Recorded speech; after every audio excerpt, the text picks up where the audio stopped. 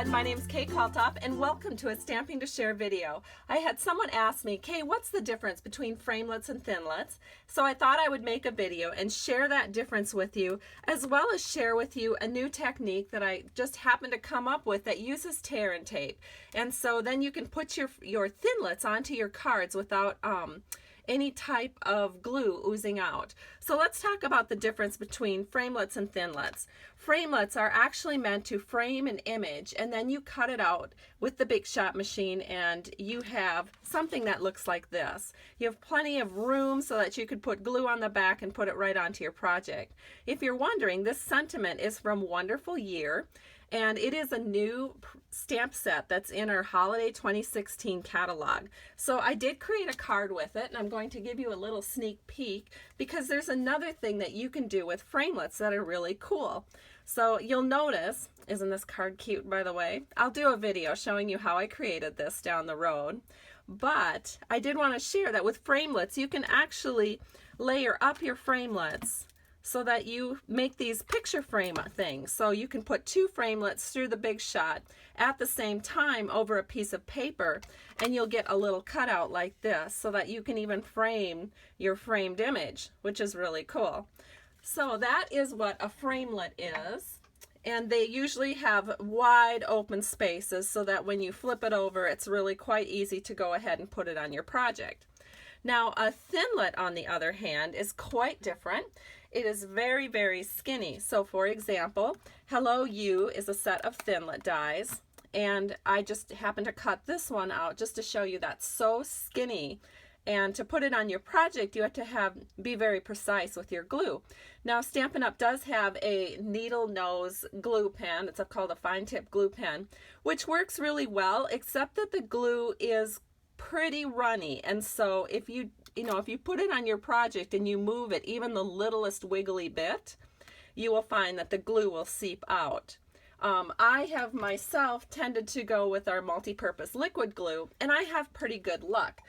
But it is time consuming. So for example, here is a card that I created that uses our Flourish Thinlits, and this Flourish, you don't see any glue leaking out because I was very, very careful to put it just in the spots that were the biggest areas, and I just took my time and made sure that I didn't make a mess of it. And then when I put it straight down onto my card, I made sure that I didn't wiggle it, so I kind of hoovered it over. So I'm going to show you with a couple of die cuts exactly how you can avoid that. You can put your dies on with tear and tape. And so you can see with this one, I ran it through the Big Shot machine, and now were I ready to put this on my card, I would just go ahead and I pull off these little backings to the tear and tape, and then I could go ahead and put it on my card. So it doesn't take very long. The backings pull off pretty easy. All I have to do is bend the cardstock just a little bit, and the backing comes up, and I can pull it away. But now I've taken it off, and you can see what it looks like. So were I to put this on a piece of paper, I would just figure out exactly where I wanted it, kind of hoover it over, and then I would just put it down, and I would have it down, and that's what it would look like. So what I would do if I were you and you wanted to use this technique is I would cut your paper so that it's similar in size to the die that you're using. So the die I'm going to use is this particular one from the Flourish Thinlits. So it looks like this. And I am putting it onto a piece of old olive paper, and I cut it so that it was pretty similar in size to the actual die. Then flip it over and put your tear and tape on the back. Then I'm going to go to the Big Shot machine, run this through, and I'll show you the results. So this is the sandwich that I used on my Big Shot machine. I took my magnetic plate, then I used my precision plate over the top. I have my paper. I put the tape side down, and then I put my die on, and then I ran it all through the Big Shot machine with my very warped plate. This is normal when you use a precision plate, so don't worry about that. Just set aside one plate for your Big Shot machine that will be warped. Then you can just pull this off, and you can see how nicely the precision plate cuts. And we'll pull it away. and you can see that this die is very close to being ready to put on the card.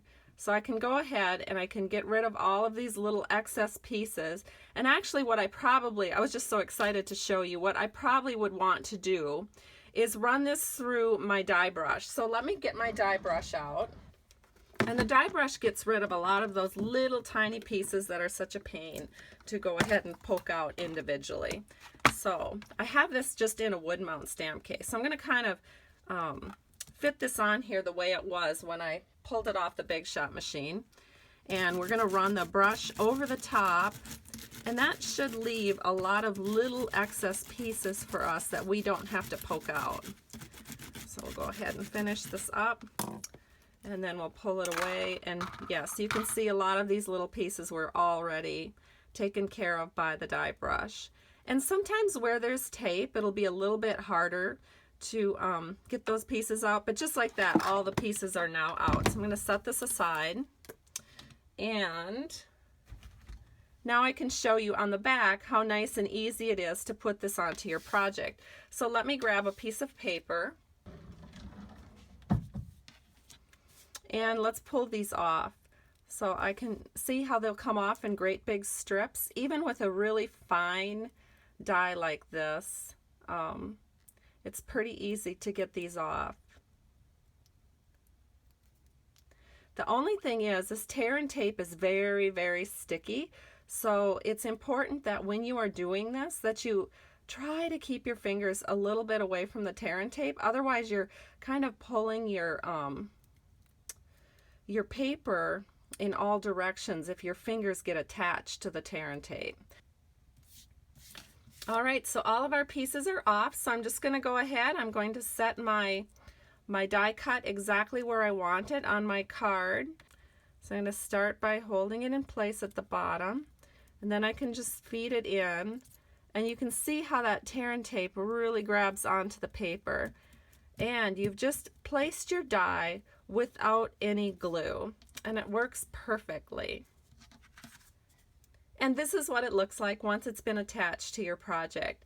So I hope you've enjoyed this tutorial. Thank you so much for stopping by. Have a great day.